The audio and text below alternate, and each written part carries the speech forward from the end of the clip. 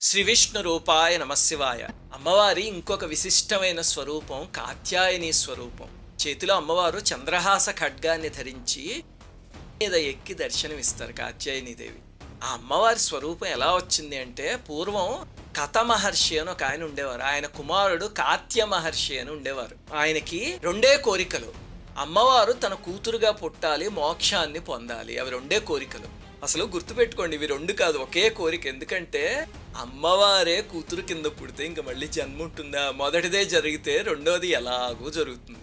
దానికోసం ఆ మహర్షి ఎన్నో ఏళ్లు ఘోరమైన తపస్సు చేశారు. ఈ లోపల కైలాసంలో ఒక చిత్రమైన లీల జరిగింది. ఏమిటంటే, ఒకసారి పరమేశ్వరుడు పార్వతీదేవి సరసం ఆడుకుంటుంటే అమ్మవారు పొరపాటున పరమేశ్వరుడి కళ్ళు మూశారు.